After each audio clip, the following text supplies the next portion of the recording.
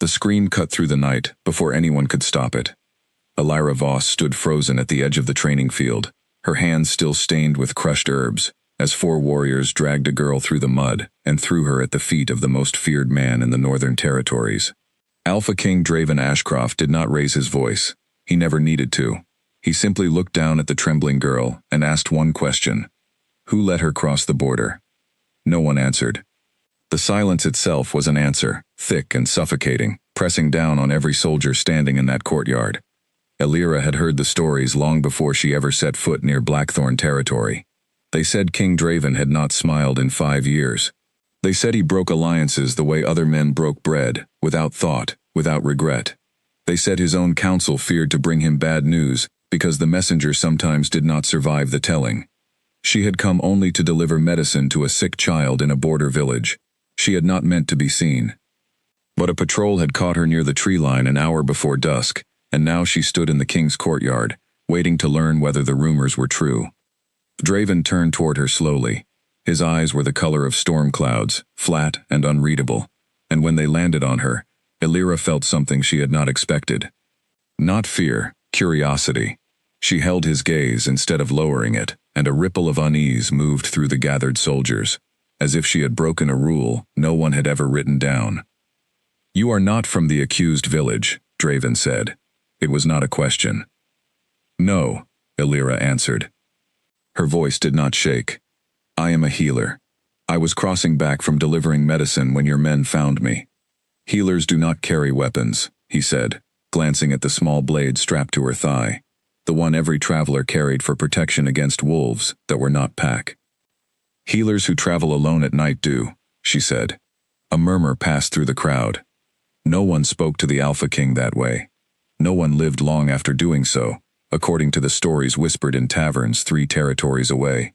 Draven's second-in-command, a broad-shouldered man named Corwin, stepped forward with his hand already reaching for the girl's arm, ready to drag her away before she said something that would seal her fate. Draven raised a single hand, and Corwin stopped. Leave us, Draven said. The courtyard emptied in under a minute. Soldiers who had stood their ground through raids and border wars practically fled at the king's order, leaving Elira alone with the man every pack in the region prayed never to cross. She should have been terrified. She had heard what happened to people who displeased him. And yet, standing there in the torchlight, she found herself studying his face instead of his reputation, and what she saw surprised her. Beneath the coldness, there was something tired, something worn thin, like a rope pulled taut for too many years. You do not fear me, Draven said. It was almost an accusation. I fear what I do not understand, Elira replied. I understand fairly well what I am looking at. And what is that? A man who has convinced an entire territory he has no heart, because it is easier than proving them wrong. For a long moment, Draven said nothing. The wind moved through the courtyard, carrying the scent of pine and distant smoke, and somewhere beyond the walls a wolf howled, low and mournful. Elira did not know if it was a warning, or simply the sound of the mountains at night. Draven's jaw tightened, and for the briefest instant, something flickered behind his eyes that looked almost like pain before it vanished, replaced again by that same unreadable calm.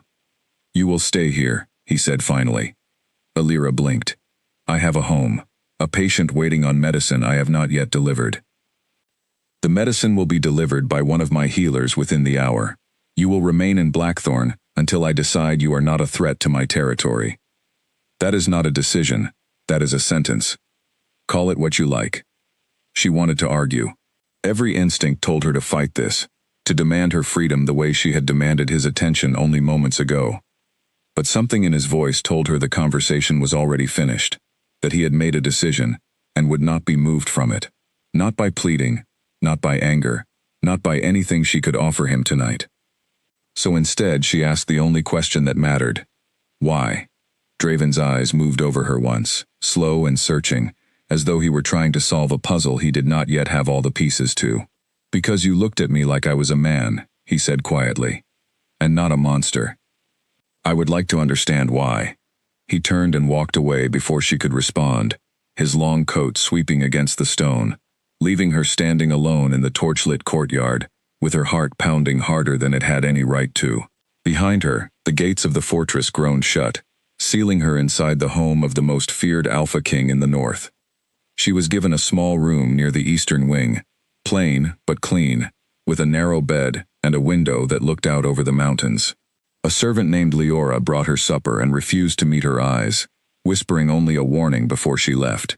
Do not anger him. Do not question him. Do not stay in the halls after dark. Alira listened to every word, nodded politely, and then lay awake long after the candle burned out, turning over the strange encounter in her mind. She had expected cruelty. She had expected silence, or threats, or the casual violence the stories always promised. Instead, she had found a man who spoke softly, even when his words carried the weight of command, a man whose eyes held more sorrow than fury. It unsettled her more than outright hostility would have. Cruelty she could have understood. This quiet, controlled sadness was harder to explain away. The next morning, she was summoned to the great hall, though not by guards this time. A young boy, no older than 10, appeared at her door and told her the king wished to see her. His name was Finn, and he was the first person in the fortress who did not seem afraid to smile at her. Everyone says he never asks for anyone, Finn said as they walked. You must be important. I am a prisoner, Alira said. That is not important. That is inconvenient. Finn laughed, a bright sound that echoed strangely against the cold stone corridors, as if laughter itself were rare in these halls. He does not throw prisoners in the great hall for morning meetings. He throws them in the lower cells. You are something else. She did not know what to say to that, so she said nothing, and soon they arrived at a set of tall wooden doors, carved with the symbol of the Blackthorn Pack, a wolf circling a crescent moon. Finn pushed the doors open and disappeared before she could thank him, leaving her to step into the hall alone. Draven sat at the head of a long table, a map spread before him, Corwin standing at his side pointing to something near the eastern border. When Alira entered, Draven looked up, and for a moment the room seemed to still. You will assist my healers while you remain here, he said without preamble. I am told the fortress infirmary is short on skilled hands, and I understand your talents are considerable. You investigated me overnight, Alira said. I investigate everyone who enters my walls. And what did you learn? Draven's mouth curved, not quite a smile, but close enough to catch her off guard. That you have treated wounds no healer twice your age has managed to close cleanly. That you refused payment from 3 separate villages because they could not afford it. That you have never once turned away someone in need, regardless of what pack they belonged to. You make it sound like a confession. I make it sound like a fact, Draven said. Facts are useful. They tell me whether someone can be trusted. And can I be trusted? He studied her for a long moment, the same searching look from the night before, as though he were trying to see past her words into something underneath. I have not decided, he admitted, but I find myself wanting to. It was the closest thing to honesty she had heard from anyone since arriving, and it caught her off guard more than any threat could have. She spent the rest of that day in the infirmary, tending to warriors injured in border skirmishes, listening to the quiet gossip of the healers around her. They spoke of the king the way one might speak of weather, something powerful and unpredictable that shaped every part of their lives without ever explaining itself. No one spoke of him with warmth. No one spoke of him with hatred either. Only a strange, resigned respect, the kind reserved for forces too large to argue with. That evening, walking back to her room through the quiet halls, Alira found Draven standing alone at a window overlooking the mountains, his hands braced against the stone sill, his shoulders carrying a weight she could not name. She should have kept walking. Every instinct told her to return to her room and leave him to whatever thoughts occupied him. Instead, she stopped. You do not sleep, she said. He did not turn around. Kings rarely do. That is not an answer. It is the only one I have. She stepped closer, close enough to see the tension in his jaw, the way his eyes fixed on some point far beyond the mountains, somewhere she could not follow. What happened to you? She asked quietly, to make you like this. For a moment, she thought he would not answer, that he would simply walk away, the way he had the night before. But instead he let out a slow breath, and when he spoke, his voice carried none of the command it usually held. It sounded almost human. A long time ago, he said. I trusted someone. It cost me everything I had. I decided afterward that I would never make that mistake again. And has it worked, not trusting anyone? His eyes finally moved to hers, and in them she saw something raw, something he had clearly kept hidden from everyone in this fortress for a very long time. No, he admitted. It has only made me very good at being alone. Elira did not know what to say to that, so she said nothing. And for a long moment, they simply stood together at the window, two strangers, separated by fear and reputation, and everything that should have kept them apart, yet somehow drawn closer by the honesty neither of them had expected to share. Outside, the wind moved through the pines, and somewhere in the distance, a wolf howled again, and this time, Elira understood it was not a warning at all. It was a question, echoing across the mountains, waiting for an answer that neither of them was ready to give. She returned to her room that night, with her thoughts in disarray, uncertain whether she had just witnessed a crack in the fortress the king had built around himself, or whether she was simply seeing what she wanted to see. But one thing had become clear in the space of a single day. The most feared Alpha King in the north was not the monster the stories described. He was something far more complicated, and far more dangerous to her heart than any legend could have warned her about. 3 weeks passed, and Elira had still not been told when she might leave. She had stopped asking. Somewhere in the quiet rhythm of the fortress, between the mornings spent in the infirmary and the evenings, she found herself lingering in corridors she had no real reason to walk through. The question of leaving had grown smaller, pushed to the back of her mind by something she was not yet ready to name. The infirmary kept her busy enough that she rarely had time to dwell on it. Warriors came in, with cuts from training, with fevers from long patrols, with the ordinary aches of a life spent defending borders that never seemed to stay quiet for long. She learned the names of the healers who worked beside her, learned which herbs grew best in the mountain soil, learned the particular silence that fell over the fortress whenever word came that the king had ridden out to settle a dispute at the edges of his territory. She also learned, slowly and without meaning to, the shape of Draven's days. He rose before dawn and rarely slept before midnight. He ate alone, though food was always prepared for two, as if some part of him kept hoping someone might join him, and had simply given up expecting it. He trained with his warriors every morning, pushing himself harder than any of them, as though exhaustion were the only thing that quieted whatever ran through his mind. And every evening, without fail, he found his way to that same window overlooking the mountains, standing there, long after the fortress had gone dark. It was on one such evening, nearly a month after her arrival, that Elira found him bleeding. She had been returning from the infirmary later than usual, her arms full of clean linens, when she heard the low, ragged sound of breathing coming from the training yard. She set the linens down without thinking, and followed the sound, and found Draven leaning against the stone wall, one hand pressed to his side, dark red seeping between his fingers. "You are hurt," she said, already moving toward him. "It is nothing," he said, straightening as though the effort alone could convince her. "It is clearly not nothing." She reached for his hand, gently pulling it away from the wound, and he let her, which surprised her more than the injury itself. Beneath his torn shirt, a long gash ran across his ribs, deep enough to need stitching, the edges already swelling. "What happened?" "A disagreement," he said, "with a neighboring pack that does not respect my borders as clearly as it should." "You fought them yourself? Alone?" "I do not ask my warriors to bleed for disputes I can settle myself." She wanted to argue, to tell him that was exactly the kind of thinking that would one day get him killed, but she held her tongue and instead guided him toward the infirmary, ignoring his protests that he did not need assistance, that the wound would close on its own, the way wolf wounds often did.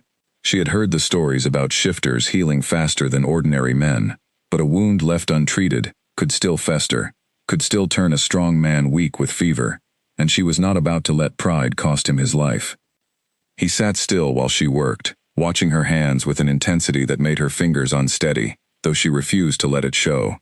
The infirmary was empty at this hour, lit only by a single lamp, and the quiet between them stretched long and warm, broken only by the soft sounds of her needle and thread. "You did not have to come find me," he said eventually. "I did not come find you. I heard you bleeding half the fortress away." The corner of his mouth lifted, the closest thing to a real smile she had seen from him yet. "That is not possible." "Apparently it is. Because here we are. He laughed then, low and quiet, as though the sound itself were unfamiliar to him, something he had to relearn how to produce. Elira looked up at him, startled by how different he looked when the weight lifted from his shoulders, even for a moment. He was still the most feared man in the north, but in this dim light, with his guard finally lowered, he looked simply like a man, tired and wounded, and grateful for someone who had bothered to notice. "Why do you push yourself so hard?" she asked, tying off the last stitch. "You have warriors, advisors, an entire pack sworn to protect you, yet you insist on carrying every burden alone." Draven's expression shifted, the warmth retreating slightly, replaced by something more guarded. "Because the last time I allowed someone else to carry a burden for me, it destroyed everything I had built." "You mentioned that before. The person you trusted." He was quiet for a long moment, staring at the bandage now wrapped around his ribs, and Elira wondered if she had pushed too far, if she had reminded him of something he preferred to keep buried. But then he spoke, and his voice was low and steady, the voice of a man finally choosing to set down a weight he had carried alone for far too long. "Her name was Sarah," he said. "She was the daughter of an allied pack. My father arranged our bond when I was young, and for a time I believed I loved her, or at least believed I could. When I was 17, our territory came under attack from a rival pack seeking to expand their borders. Sarah had access to our defenses, our patrol routes, the weaknesses in our walls. She sold that knowledge to the enemy in exchange for her own family's safety." Elira's breath caught. "What happened?" "We lost half our warriors in a single night, my father among them. I became Alpha, at 17 years old, standing over the bodies of men who had trusted me to protect them, knowing the reason they were dead was because I had trusted the wrong person." His jaw tightened, old grief resurfacing beneath the careful control he usually wore like armor. "I swore that day I would never let anyone close enough to hurt me again. It was easier to be feared than to be betrayed." "That is not living," Elira said softly. "That is simply surviving. It has kept my pack safe for 15 years. At what cost to you?" He looked at her then, really looked at her, and for a moment neither of them spoke, the question hanging between them, heavier than either had intended. Elira realized, with a small jolt of surprise, that she did not want to look away. "I do not know anymore," Draven admitted quietly. "I built walls so high I forgot what was on the other side of them. Maybe it is time to find out. And if what is on the other side is another betrayal? Then at least you will have lived, instead of simply enduring." She met his gaze steadily, refusing to soften the words, because she believed them, because some part of her desperately wanted him to believe them too. "Fear kept you alive, Draven. It does not have to be the only thing that defines you." Something shifted in his expression, some old and heavy thing loosening, just slightly, just enough for her to notice. He reached out, hesitant in a way she never would have expected from the most feared Alpha King in the region, and gently brushed a strand of hair from her face. His touch was careful, almost reverent, as though he feared she might disappear if he moved too quickly. "You are dangerous," he murmured. "I have been told. Not in the way my enemies mean it." His hand lingered against her cheek. "You make me want things I promised myself I would never want again." Elira's heart pounded, loud enough she was certain he could hear it. "What things?" "Trust," he said simply. "Warmth. Someone to come home to, instead of an empty room, and a window that looks out over mountains that never change." He pulled his hand back slowly, as though forcing himself to, and the loss of his touch left her oddly breathless. "I do not know how to want those things without fearing what they might cost me." "Then let us find out together," she said, surprising herself with the certainty in her own voice. "Slowly, carefully, however you need to." For the first time since she had arrived at Blackthorn, Draven smiled, a real smile, small and uncertain, but entirely genuine, and it transformed his face so completely that Elira found herself smiling back before she could stop herself. Word of the king's changed mood spread through the fortress faster than any official announcement could have. The healers in the infirmary noticed he lingered longer during his visits, asking after the well-being of his warriors with something warmer than his usual clipped efficiency. Corwin noticed his old friend laughing more easily during their evening strategy sessions, a sound that had gone missing from the fortress for the better part of a decade. Even young Finn noticed, mentioning to Elira one afternoon that the king had actually smiled at him in the corridor, an event significant enough that the boy had run to tell 3 separate servants before he found her. Not everyone welcomed the change. Corwin, though loyal to Draven beyond question, pulled Alira aside one evening as she crossed the training yard, his expression troubled in a way she had not seen before. "You should be careful," he said without preamble. "Careful of what? Of what you are doing to him, or rather, what you are undoing." Corwin glanced toward the fortress, where Draven's silhouette was visible in a high window, bent over reports by candlelight. He built those walls for a reason. They have kept this pack safe, through wars that should have destroyed us. If he lowers them, and it costs him again, I do not know that he will survive it a second time. "I am not trying to hurt him," Alira said. "I know. That is precisely what worries me. You do not need to try. It happens simply by caring about someone, and caring is the one thing he has spent 15 years teaching himself never to do." Corwin's eyes held something close to a plea. "Just be certain, when you offer him your trust, that you mean to keep it. He will not survive losing it a second time." Alira thought about those words long after Corwin walked away, turning them over in her mind as the sun set behind the mountains, gold light spilling across the fortress walls. She thought about Draven's steady hands stitched with old scars, about the grief buried beneath his composure, about the way his voice had softened when he spoke of wanting things he had forbidden himself to want. She thought about how, somewhere in the space of a single month, this fortress that had once felt like a prison had begun to feel like something else entirely. That night, she found him at the window again, exactly where she knew he would be, and this time she did not hesitate, before crossing the room to stand beside him. He glanced at her, surprised, and something in his expression eased at the sight of her, the tension in his shoulders loosening the way it never seemed to for anyone else. "I am not going anywhere," she told him quietly, answering a question he had not asked aloud, but one she suspected lived constantly beneath his careful composure. "Whatever this is, between us, I intend to see where it leads." Draven's throat worked as he swallowed, and when he spoke, his voice carried a vulnerability she doubted anyone in this fortress had heard in 15 years. "Even knowing what I am, what this position has cost everyone who has ever stood beside me. Especially knowing that," Alira said. "You have spent so long being feared that no one has bothered to notice how much you are worth loving."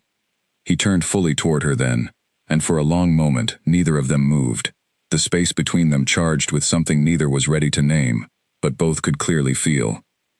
Outside, the mountains stood silent and unchanging under a rising moon, and inside the fortress walls, the most feared Alpha King in the north stood quietly, with a woman, who had somehow, without either of them fully realizing how, become the one person he no longer wanted to keep at a distance. Spring turned the mountains green, and with it came a shift in Draven that the entire fortress could feel, even those who did not understand its cause. He no longer ate alone every night. He no longer disappeared into his study until the small hours of the morning, choosing instead to walk the grounds with Alira after supper, their conversations stretching long into the dark. He laughed more, argued more, allowed himself to be teased in ways his warriors had never witnessed and did not quite know how to respond to. But not everyone in Blackthorn shared in the warmth of this change. Draven's advisor, a sharp-eyed man named Halvard who had served 3 generations of the Ashcroft line, watched the growing closeness between the king and the healer with open disapproval. He had been the one to counsel Draven's father during the war that claimed his life, and he had spent 15 years reinforcing the very walls Draven had built around himself, believing them essential to the pack's survival. "You are letting your guard down," Halvard said one afternoon, finding Draven alone in the war room. Maps of the eastern border spread before him. "The council has noticed. The neighboring packs have noticed. Weakness does not stay hidden for long, my king, and weakness is precisely what this looks like from the outside." "Caring for someone is not weakness," Draven said, not looking up from the map. "It was weakness that killed your father, weakness that nearly destroyed this pack when you were 17 years old." Halvard's voice hardened. "You built your reputation on being untouchable. The moment your enemies believe there is a way to touch you, they will use it. You know this. You taught yourself this lesson at great cost." Draven's jaw tightened, old memories flickering behind his eyes, but when he spoke, his voice remained steady. "I am aware of the cost. Halvard. I lived it. But I refuse to spend the rest of my life a prisoner to a mistake someone else made when I was a boy. Elira is not Sarah. How can you be certain? Because I know the difference now, between someone who wants something from me, and someone who simply wants to know me. Draven finally looked up, and something in his gaze silenced whatever argument Halvard had prepared next. I have spent 15 years alone because I was afraid of being wrong about someone again. I would rather risk being wrong once more, than spend the rest of my life certain I was right to trust no one. Halvard said nothing further, but the look he left the room with was not one of acceptance. It was the look of a man already calculating how to protect his king from a danger he believed was still coming, whether Draven wished to see it or not. That danger arrived sooner than anyone expected, carried not by an enemy soldier, but by a messenger bearing the seal of Cassian Thorn, Alpha of the neighboring Ridgeback Pack, and a man whose ambitions toward Blackthorn territory were well known throughout the region. Draven read the message in silence, his expression unreadable, before handing it to Corwin.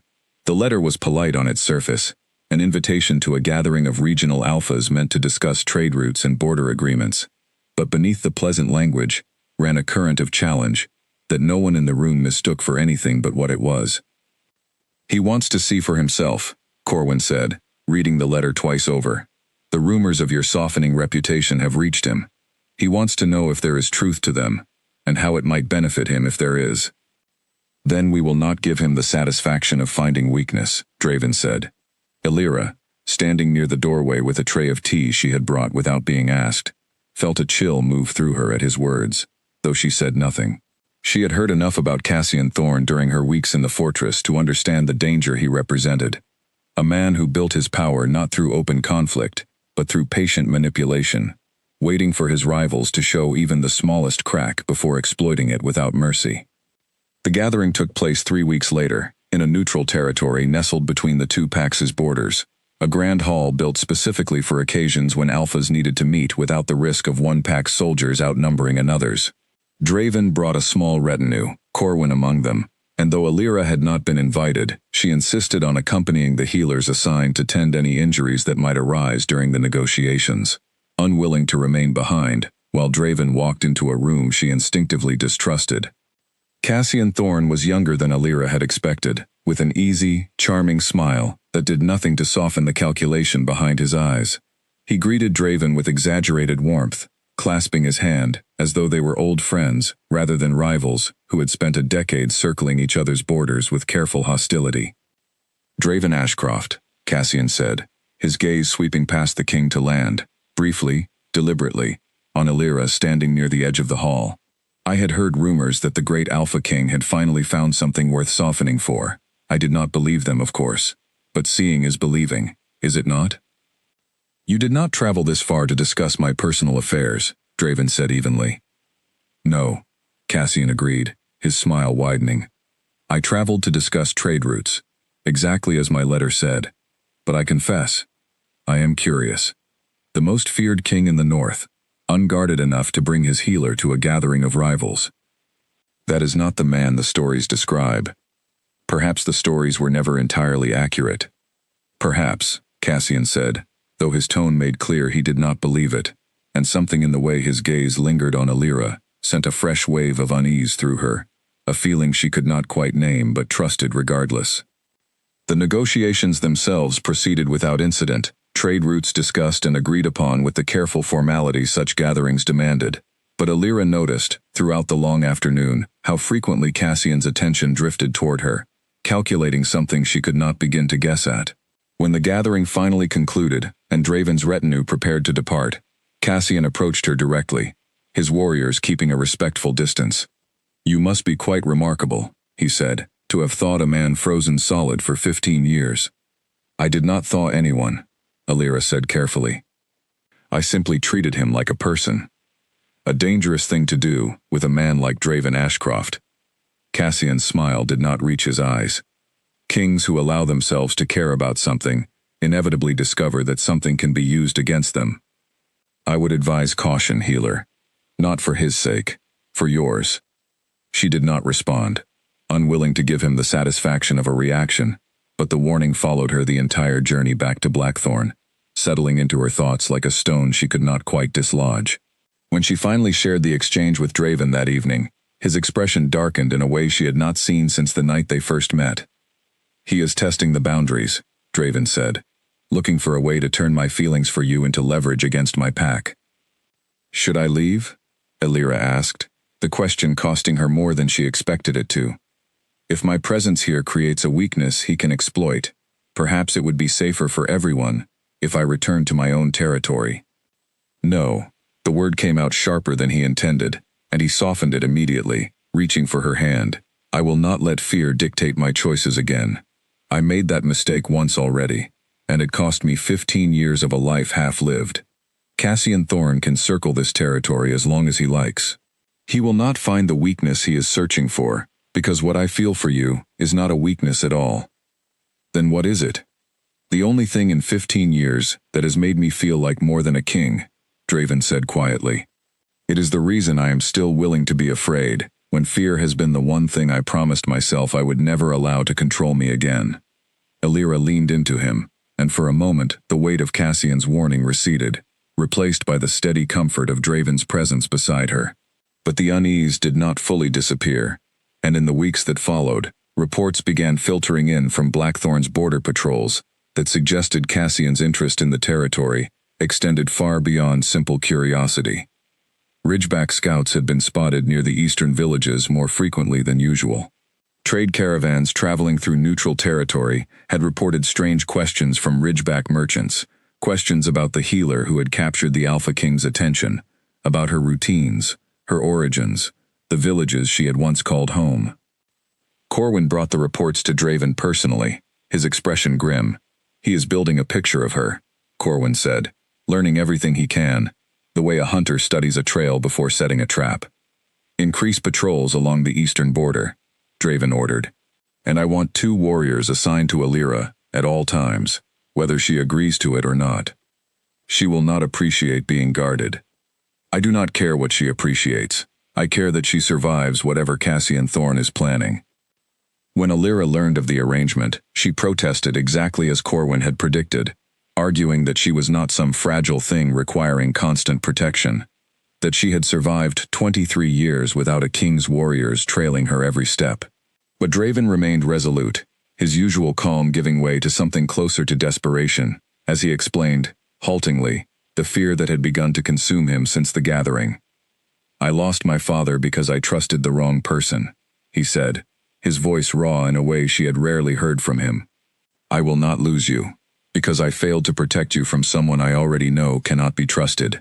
Please, Elira, let me do this. Let me keep you safe." She relented, not because his argument had fully convinced her, but because she could see, clearly now, how deeply his fear ran, rooted in a wound that had never properly healed. And so the warriors followed her through her days in the infirmary, stood watch outside her door at night, accompanied her on the rare occasions she left the fortress walls to gather herbs from the surrounding hillside. For a time, it seemed enough.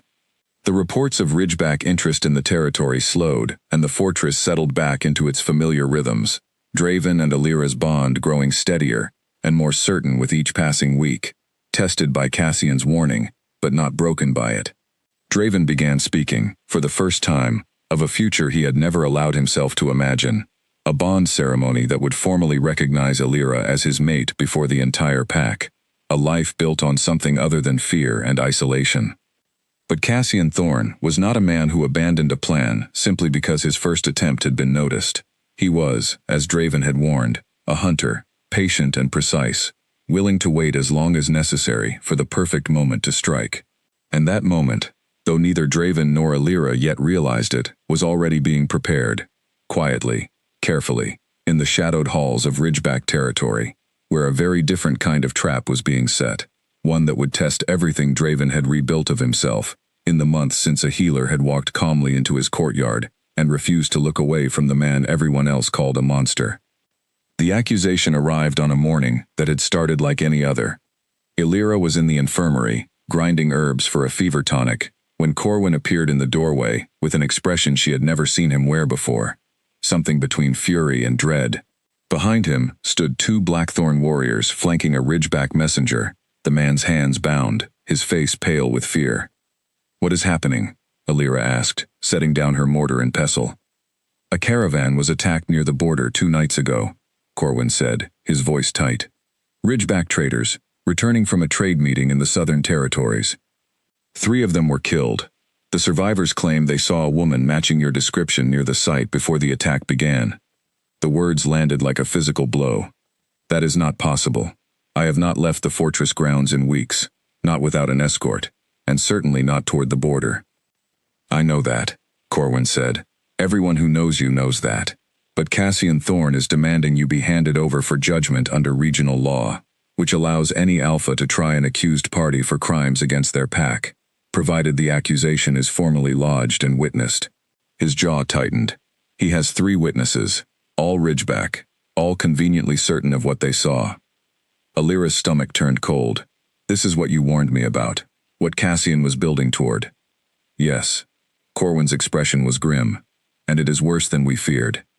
If Draven refuses to hand you over, Cassian will claim Blackthorn is harboring a criminal and shielding her from justice, which gives him grounds under regional law to bring the matter before the full council of Alphas, painting Draven as a king who values his own attachments over the law he is sworn to uphold. If Draven agrees to hand you over, you will stand trial in Ridgeback territory, judged by Cassian's own council, with no real hope of a fair outcome. He has built a trap with no way out," Alira said quietly. "That was always his intention."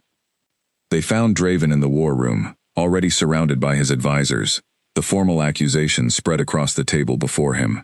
Halvard stood at his side, his expression carefully neutral, though Alira suspected the old advisor's thoughts were anything but neutral given everything he had warned Draven about in the weeks prior. When Draven looked up and saw her, something in his controlled composure cracked, just slightly, just enough for her to see the fear beneath it. "Tell me the truth," he said, his voice low. "Were you anywhere near the eastern border 2 nights ago?"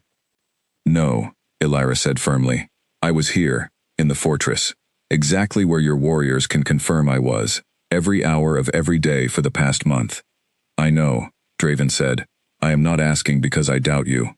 I am asking because I need to hear you say it, so that when I refuse Cassian's demand, I refuse it with absolute certainty." "You cannot simply refuse," Halvard cut in, his voice careful but urgent. "My king, if you refuse a formal accusation under regional law, you hand Cassian exactly the narrative he wants.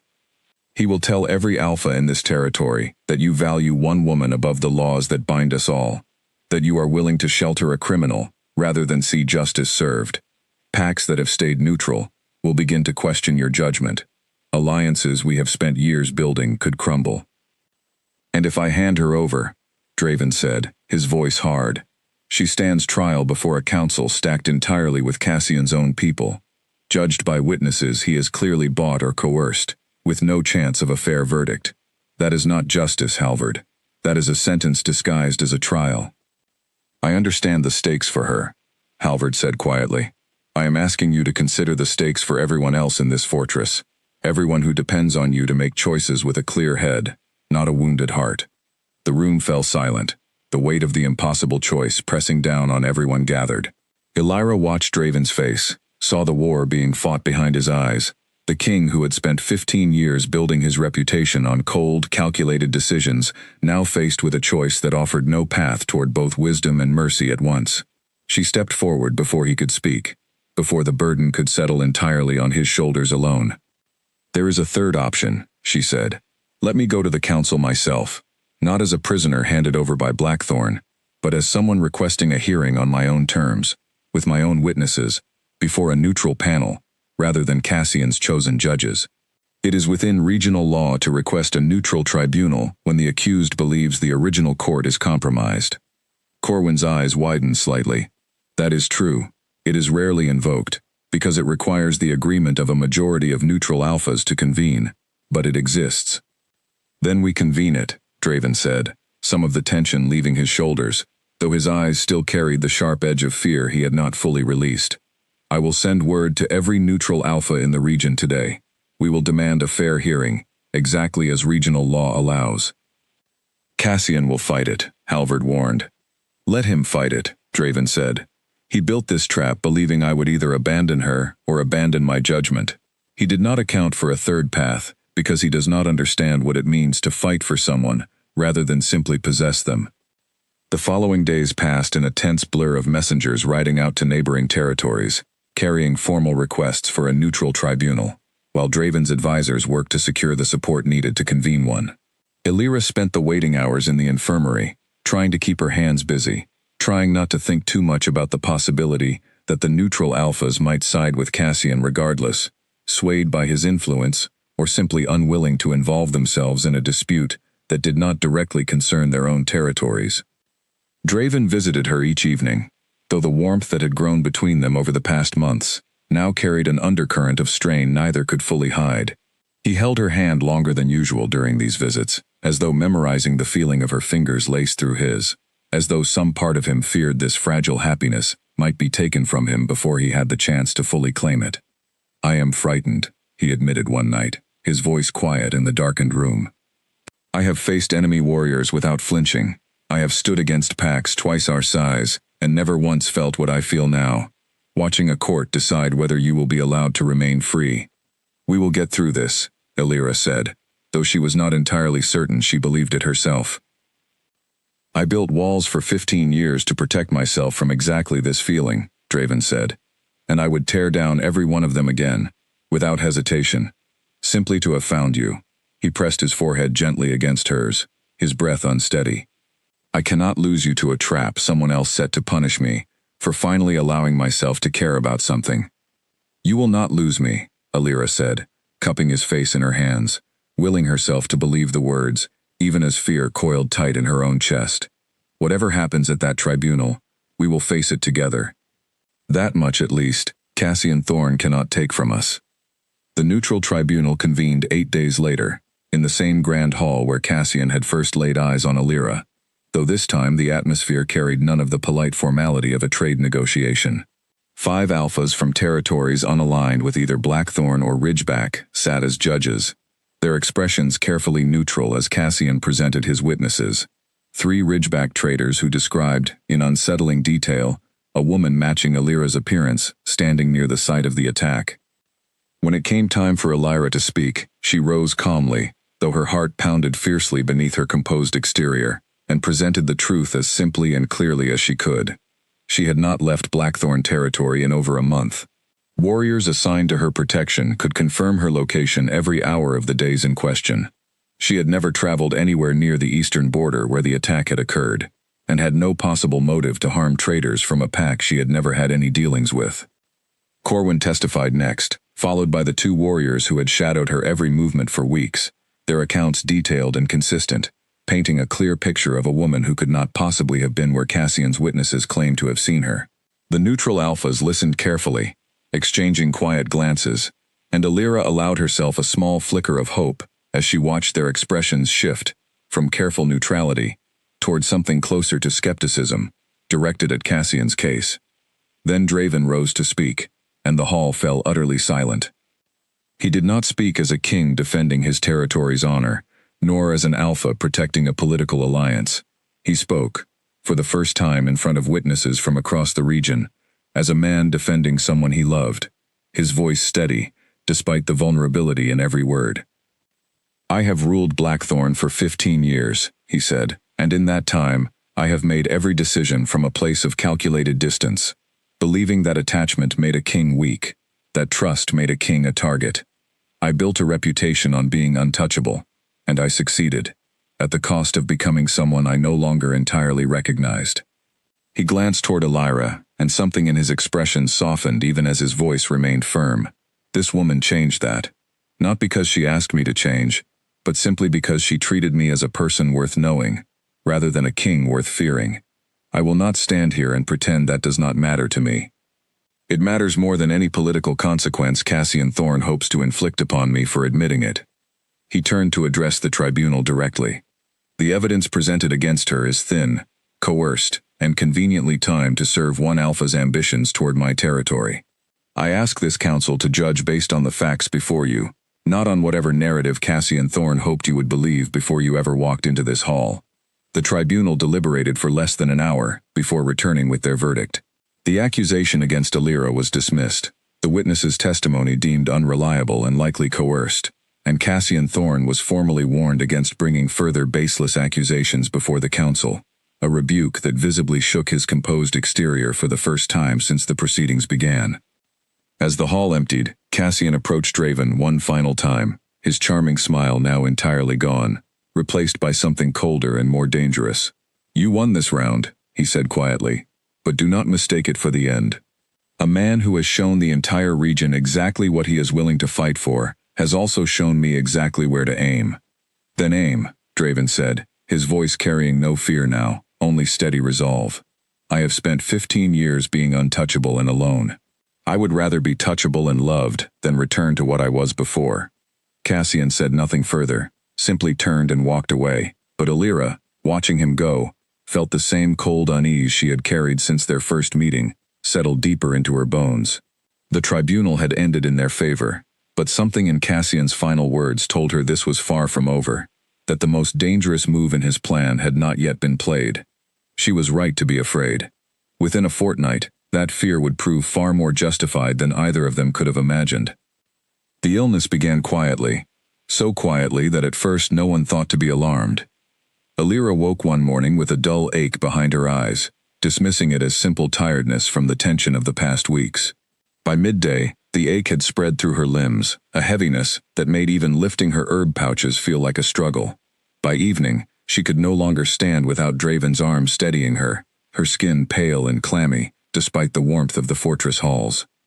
The senior healer, a gray-haired woman named Petra, who had trained Alira in the finer points of wound treatment over the past months, examined her with growing concern, checking her pulse, her eyes, the color beneath her fingernails.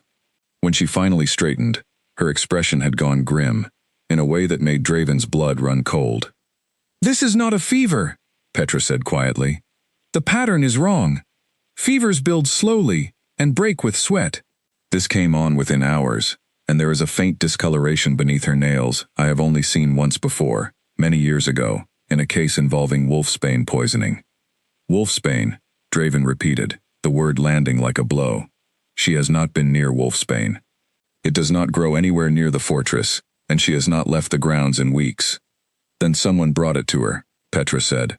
"There is a rare strain, found only in the deep forests near Ridgeback territory, that does not simply poison the body, the way common wolfsbane does. It targets the bond a shifter forms with a chosen mate, weakening it slowly, causing the body to waste away as the connection between two hearts is severed piece by piece. It is old knowledge, mostly forgotten, forbidden by most packs generations ago because of how cruel and how effective it proved to be." Alira, drifting in and out of awareness on the infirmary bed, caught only fragments of the conversation, but even through the haze of illness, she understood enough to feel a fresh wave of dread settle over her. Draven's hand tightened around hers, his knuckles white, his usually composed expression cracking entirely as the weight of Petra's words sank in. "How does she survive it?" he demanded. "There is an antidote," Petra said carefully, "but it requires a rare root that grows only in the highest elevations of the northern mountains, in territory that borders both Blackthorn and Ridgeback lands. It must be harvested fresh, prepared within a day of gathering, and administered before the poison completes its work on the bond. If too much time passes—" She hesitated, glancing toward Alira's pale, still form. "The bond severs completely. The body follows shortly after. How much time do we have?" 3 days, Petra said. "Perhaps 4, if her strength holds." Draven was on his feet before Petra finished speaking, already calling for Corwin, already demanding maps of the northern elevations, his voice carrying a raw urgency that sent every servant and warrior in the fortress scrambling to obey. Alira, watching him through half-closed eyes, wanted to tell him to be careful, that the same territory Petra described bordered Ridgeback lands, that whoever had poisoned her had surely anticipated exactly this response and prepared accordingly. But her voice would not cooperate, the words dissolving into a fog of exhaustion before she could speak them. Corwin arrived within minutes, and together he and Draven pored over the maps, tracing the route to the elevation where the antidote root grew. A journey that would take the better part of 2 days on horseback, through treacherous mountain terrain, leaving barely enough time to prepare the antidote and return before the poison completed its cruel work. I am coming with you, Corwin said. No, Draven said. I need you here, holding the fortress steady, in case this is exactly the distraction Cassian intended. A way to pull me away from Blackthorn, while he moves against our borders. His jaw tightened. I will take 4 warriors and ride at first light. You cannot go alone into territory that close to Ridgeback lands, not without proper protection. I am not asking your permission, Corwin. I am telling you what I am doing. Draven's voice carried none of its usual careful control now, only a desperate, unyielding resolve. I have already lost 15 years to fear and isolation. I will not lose the one thing that made those years worth living through, simply because the path to save her is dangerous. He returned to Elira's side before dawn, finding her awake, though weaker than she had been the night before, her breathing shallow and uneven. She managed a small, tired smile when she saw him, though the effort of it seemed to cost her more than it should have. You should not look so worried, she murmured. It does not suit the most feared Alpha King in the north. I stopped caring what suits me the moment I realized I might lose you, Draven said, kneeling beside the bed, pressing her hand gently between both of his. I am going to bring back the antidote. I need you to hold on until I return. Draven, her voice was faint, but her eyes held his, with a clarity that cut through the fog of her illness. If something happens, if you cannot reach the route in time, or the journey proves too dangerous. Do not, he said, his voice breaking slightly. Do not ask me to accept losing you calmly. I will not do it. I am not asking you to accept it, she said. I am asking you to survive it, whatever happens. Do not destroy yourself chasing an impossible outcome. Promise me that much. I cannot promise you that, Draven said, pressing his forehead against her hand, his composure finally shattering entirely. The tears he had held back for 15 years, threatening to break free now, in this quiet room, before the only person who had ever seen him as more than a title. You are not an impossible outcome to me, Elira. You are the only outcome I want. I will not simply let you go because the path to save you is difficult. She did not have the strength to argue further, and he did not give her the chance, rising and pressing a final, desperate kiss to her forehead, before striding from the room, calling for his warriors, calling for the horses. Every ounce of the cold, controlled king the fortress had known for 15 years, replaced now by a man racing against time, to save the only person who had ever managed to reach the heart he had spent so long protecting. The journey into the northern mountains proved every bit as treacherous as Corwin had warned. Steep, narrow trails wound through terrain thick with loose stone and sudden drops, the air growing thin and bitterly cold as they climbed higher, the horses struggling against the incline, until Draven finally ordered his warriors to continue on foot, the animals left tethered in a sheltered ravine to await their return. They had traveled less than half a day into the elevation when the ambush came. Ridgeback warriors emerged from the tree line without warning, 6 of them, moving with the coordinated precision of soldiers who had clearly been waiting, positioned along the very route Draven's party had taken. Draven understood immediately, with a cold, furious clarity, that this had never simply been a poisoning meant to weaken Elira. It had been a trap, designed from the beginning, to lure him into isolated, dangerous territory, far from the protection of his own fortress, where Cassian Thorn could finally strike at the one weakness he had spent months searching for. The fight that followed was brutal and fast, Draven's warriors fighting with the desperate ferocity of men who understood exactly what was at stake if they failed. Draven himself fought with an intensity none of his own men had ever witnessed, every strike carrying the full weight of his fear and fury, cutting through the ambush with a single-minded purpose that left no room for hesitation or mercy. When the last Ridgeback warrior fell, Draven stood breathing hard amid the aftermath, a fresh wound bleeding freely along his forearm, but his mind already moving past the fight, back toward the only goal that mattered. We continue, he said, before any of his warriors could suggest they turn back to tend the wound. We have already lost too much time. They reached the elevation, where the antidote root grew, as the sun began its slow descent behind the peaks, the light turning gold, and then amber, across the frost-touched rocks. Draven searched with a desperation bordering on panic, tearing through frozen soil with bare hands until his fingers bled, until finally, buried beneath a thin layer of snow, he found the pale, twisted roots Petra had described, their distinctive silver veining unmistakable, even in the fading light.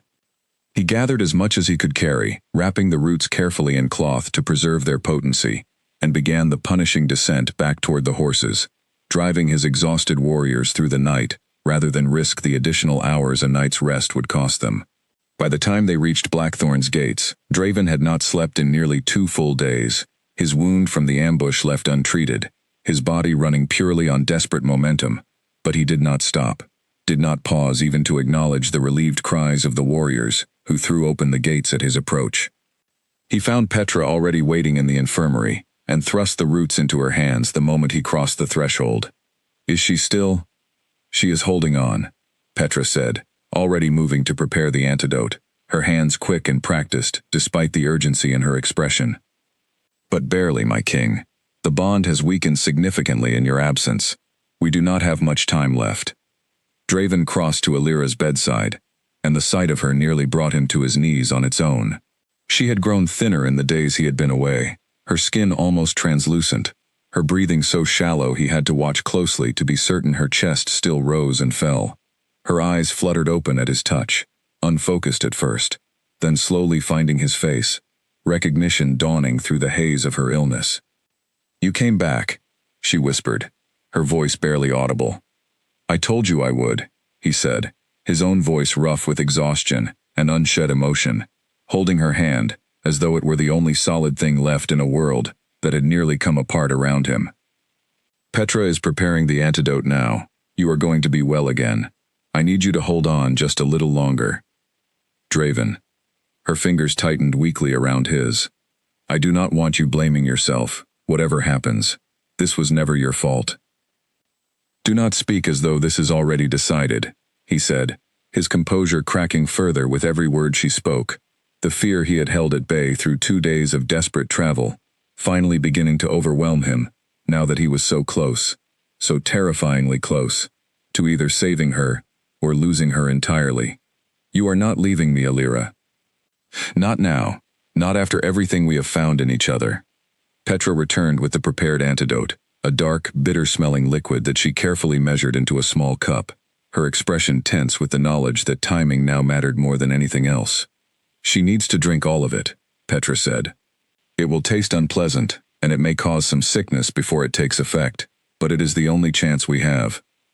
Draven lifted the cup to Alira's lips himself, his hand trembling, despite his best effort to steady it, and helped her drink every drop, murmuring quiet encouragement as she struggled against the bitter taste and her own weakened state. When the cup was finally empty, he set it aside and gathered her carefully against him, holding her as though his own strength alone could will the antidote to work faster, could hold the fragile thread of her life steady until the medicine had time to take hold. The hours that followed were the longest of Draven's life.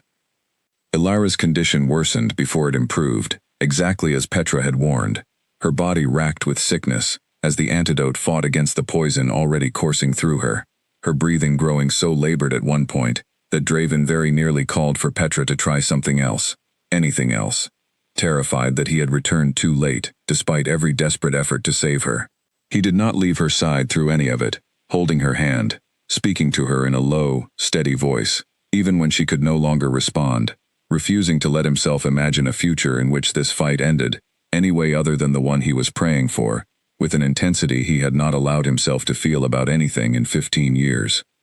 It was near dawn, as the first pale light began creeping through the infirmary windows, that Alira's breathing finally steadied, her fever breaking in a slow, exhausted sweat that Petra declared, with visible relief, to be the sign the antidote had finally won its battle against the poison.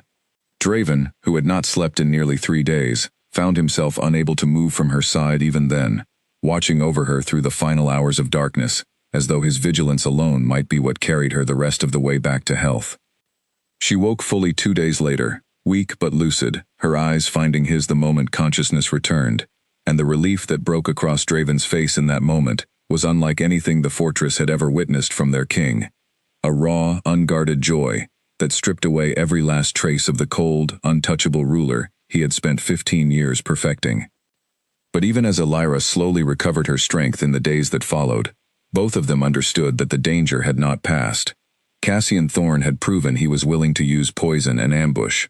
willing to risk open conflict between their territories, in his relentless pursuit of exploiting the one weakness he had correctly identified in the most feared Alpha King in the north. And Draven, having nearly lost everything he had, only just allowed himself to want, understood with sudden, absolute clarity that the next confrontation between himself and Cassian Thorne would not end with warnings or dismissed accusations. It would end, one way or another, with a reckoning neither Alpha could avoid much longer. The reckoning came 2 weeks later, on a morning bright with the false calm that often precedes a storm. Draven had spent those weeks preparing, gathering intelligence on Cassian's movements, strengthening alliances with the neutral Alphas who had witnessed Cassian's failed accusation at the tribunal, quietly building support for the moment he knew was coming. Illyra, though still recovering her full strength, had refused to remain idle, spending her days in the infirmary preparing supplies, and her evenings at Draven's side as he planned, offering a clarity of thought that cut through the tangle of strategy and fear that so often clouded decisions made from anger alone. The confrontation began with a raid.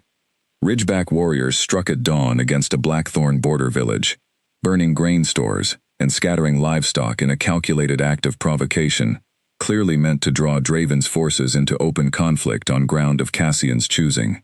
Draven received the news with a coldness that unsettled even Corwin, who had known him through every crisis of the past 15 years. "This is exactly what he wants," Corwin warned, as Draven began issuing orders to assemble the pack's warriors. "He wants you angry, reckless, ready to charge into a fight he has already prepared for." "I know precisely what he wants," Draven said, his voice steady despite the fury simmering beneath it. "Which is why I am not going to give it to him. We do not march on Ridgeback territory. We defend our borders, and we send word to every neutral Alpha in the region, detailing exactly what Cassian Thorne has done, an unprovoked attack on a border village, following a poisoning attempt and a false accusation, already dismissed by formal tribunal. Let him explain that pattern of behavior to a council of his peers." The strategy proved effective. Within days, word spread across the region of Cassian's escalating aggression, and the careful alliances Draven had built over the preceding weeks began to bear fruit, as neutral Alphas, who had watched the tribunal with quiet skepticism, now openly questioned Ridgeback's conduct, some withdrawing trade agreements, others sending formal warnings of their own. Cassian, cornered and increasingly desperate, made the miscalculation that would ultimately end his ambitions entirely. He challenged Draven directly, demanding a formal duel under regional law, a challenge that, if accepted, would settle the dispute between their territories permanently. Winner take all, according to ancient tradition, rarely invoked but still legally binding among the northern packs. It was, Draven understood immediately, both an enormous risk and the only path that offered a true resolution, a way to end Cassian's threat once and for all, without dragging the entire region into a war that would cost countless lives on both sides. "You do not have to accept," Illyra said, when he told her of the challenge, her voice tight with fear she did not bother to hide. "There are other paths. The neutral Alphas are already turning against him. Time alone might weaken his position enough to end this without further bloodshed." "Time is exactly what Cassian is counting on me to waste," Draven said gently, taking her hands in his. "He believes I have grown soft, distracted by what I feel for you, unwilling to risk everything on a single confrontation. I intend to prove him wrong. And if you are wrong instead, if something happens to you, then Corwin will lead the pack, and you will be protected and provided for, exactly as I have already arranged," Draven said quietly. "But I do not intend to lose, Illyra. I have spent 15 years training for exactly this kind of fight. Cassian has spent those same years scheming from the shadows, never once testing his own strength directly against an opponent who will not simply back down."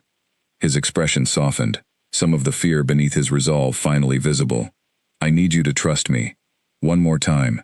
The way you trusted me when you first walked into that courtyard and refused to look away."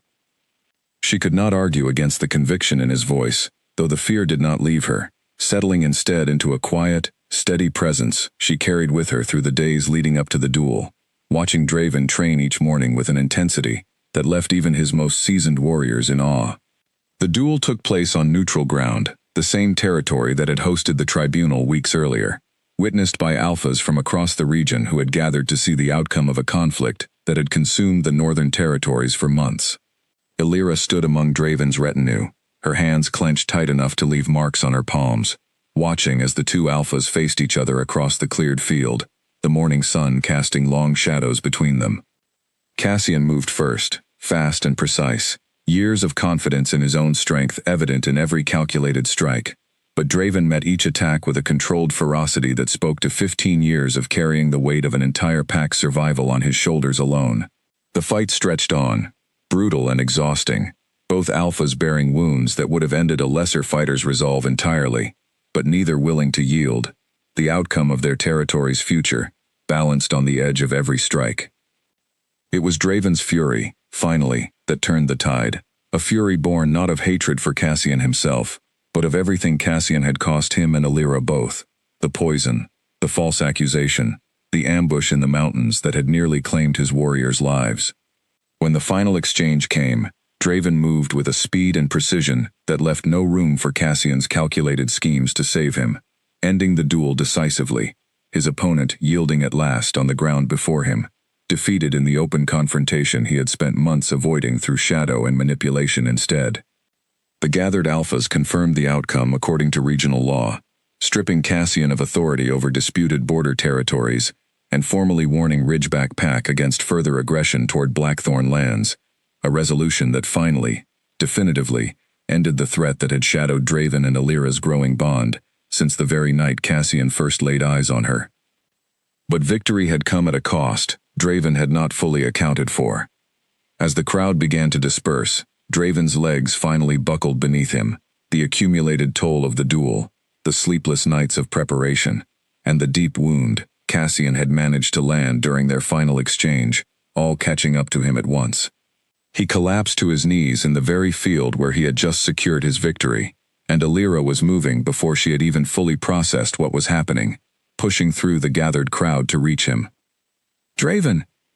She dropped to the ground beside him, her hands moving frantically over the wound at his side, blood soaking through the makeshift bandage his warriors had applied during the fight, deeper and more serious than anyone had realized in the chaos of the duel's conclusion. "You should have told someone you were hurt this badly." "I could not stop," he said, his voice weak, his usual composure entirely stripped away now, leaving only raw exhaustion and something that looked, unmistakably, like fear. "I had to finish it. I had to know you were safe before I allowed myself to feel any of this." "You reckless, stubborn man," she said, though her voice broke on the words, fear for him, overtaking the relief of victory entirely. "Petra. I need Petra. Now." The healers reached them quickly, but as they worked to stabilize the wound, transporting Draven back toward the fortress on a hastily constructed litter, Illyra remained at his side the entire journey, refusing to leave him even for a moment, her hand wrapped tightly around his, despite the blood and the fear and the desperate uncertainty of whether the man who had just saved both their futures might still lose everything in the final hours of his own victory. It was in the fortress infirmary, hours later, surrounded by the entire pack gathered anxiously in the corridors outside, that Draven finally opened his eyes again, weak but lucid, Petra's careful treatment having stabilized the worst of the damage. Illyra had not left his side through any of it, and when his gaze found hers, something in his expression shifted, raw and unguarded in a way the fortress had never witnessed from their king in 15 years of rule. "I was so afraid," he admitted quietly, his voice barely above a whisper. "Not of losing the duel, not of Cassian's blade, but of what would happen to you, if I failed, if I left you exactly the way I once told myself I would never let anyone leave me again." "You did not fail," Illyra said softly, pressing his hand to her cheek. "You are here. We are both here." "Stay," he said, the word raw, with 15 years of buried longing finally breaking free, all pretense of royal composure gone entirely. "I know I have no right to ask it, weak as I am right now, but I am asking anyway. Stay with me, Illyra. Not because I command it, not because you are bound here by circumstance or duty, but because I cannot imagine facing whatever comes next without you beside me."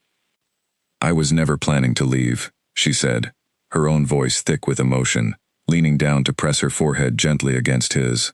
"Not since that first night in the courtyard, when I saw past the king, Everyone feared, and found the man underneath, still fighting so hard to believe he deserved to be loved. Word of the king's collapse, and the desperate, unguarded plea that followed, spread through Blackthorn territory within days, carried not with the fear that had once accompanied every story about their alpha, but with something entirely new. A quiet wonder at discovering the most feared king in the north had a heart capable of breaking and mending, exactly like anyone else's. The pack that had known Draven only through his cold, untouchable reputation began, slowly, to see something else entirely. A leader who had proven himself willing to bleed, to beg, to lay down every wall he had built, for the sake of the one person who had taught him love, was not the weakness he had spent 15 years fearing it to be.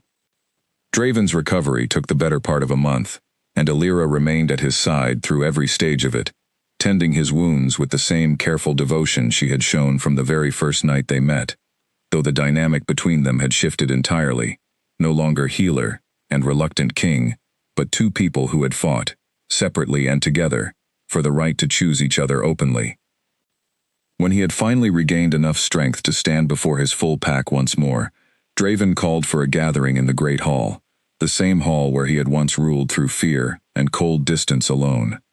He stood before his people, Alira at his side, and spoke words that no one in Blackthorn territory had ever expected to hear from their Alpha King. For 15 years, he said, his voice carrying clearly through the gathered crowd, I ruled this pack, believing strength meant distance, that a king who allowed himself to feel anything beyond duty was a king who invited his own destruction. I built walls high enough that even those closest to me could not reach past them, and I called that survival, because I did not know, then, that survival and living were not the same thing. He glanced toward Alira, and something in his expression softened entirely, the fortress witnessing, for the first time, the full measure of what their once untouchable king had become. This woman walked into my courtyard many months ago and refused to fear me, refused to accept the version of myself I had spent 15 years perfecting, and in doing so, she gave me back something I did not realize I had lost. I stand before you today not as a king who has grown weak, but as one who has finally understood that true strength was never about how high I built my walls. It was always about who I found the courage to let inside them. He turned to Alira fully then, and before the entire gathered pack he knelt, not from injury or exhaustion this time, but by choice, offering her the formal bond that would recognize her, before their people and every neighboring territory, as his chosen mate and the future queen of Blackthorn. You saved me long before Cassian Thorn ever threatened either of us, he said. You saved me from the man I had become, alone and afraid, convinced love was a weapon that would one day be used against me. I am asking you now, in front of everyone who matters, to stay by my side, not because duty or circumstance demands it, but because I choose you, entirely and without reservation, for as long as I am given to choose anything at all. Alira, tears bright in her eyes, answered the only way her heart had ever truly wanted to, since that first, strange, dangerous night in the courtyard. And the great hall erupted in a warmth and celebration it had not known in 15 long years, the pack finally witnessing the moment their most feared Alpha King became, at last, entirely and unashamedly, a man capable of loving without fear. The bonding ceremony took place under a clear autumn sky, the mountains around Blackthorn dressed in gold and deep red, as the entire pack gathered to witness the union of their king and the healer who had reshaped everything they thought they knew about him. Neutral alphas from across the region attended, drawn by curiosity as much as respect, watching as Draven Ashcroft, once known only for the fear he commanded, exchanged vows with a quiet steadiness that spoke louder than any display of power ever had. Corwin stood as witness at Draven's side, his earlier caution long since given way to something like relief, watching his old friend finally set down the burden he had carried alone for 15 years. Even Halvard, who had spent months warning against exactly this outcome, found himself unable to deny the change that had settled over the fortress since Alira's arrival, a warmth that had not touched Blackthorn's halls since long before the tragedy that first placed a 17-year-old boy on a throne built for grief and survival rather than joy. Finn, older now by nearly a year, stood near the front of the gathered crowd, grinning with the unguarded delight of a child who had watched, more closely than anyone realized, the slow transformation of a king he had once been too afraid to smile at freely. When the ceremony concluded and cheers rose through the great hall, it was Finn who ran forward first, tugging at Alira's sleeve to offer his congratulations, and Draven, watching the boy's easy affection for his new queen, felt something settle fully into place in his chest, a peace he had long ago stopped believing he deserved. In the months that followed, Blackthorn territory flourished under a partnership unlike anything the northern packs had witnessed before. Draven's steady command, paired with Alira's quiet wisdom, her years spent healing villages across the region, now guiding decisions that touched every corner of pack life. Trade improved, alliances strengthened, warriors who had once served a king, ruled by cold distance, now followed one who led with both strength and warmth, understanding at last that the two were never truly opposites. Cassian Thorn, stripped of much of his influence and standing among the region's alphas, retreated to rebuild what remained of his diminished authority, never again attempting open conflict against Blackthorn's borders. Whatever bitterness remained in him settled into a wary distance rather than active threat, and though Draven remained watchful, the shadow that had once hung so heavily over his growing bond with Alira slowly faded into memory, replaced by the steady, unremarkable rhythm of ordinary days spent building a life neither of them had once believed possible.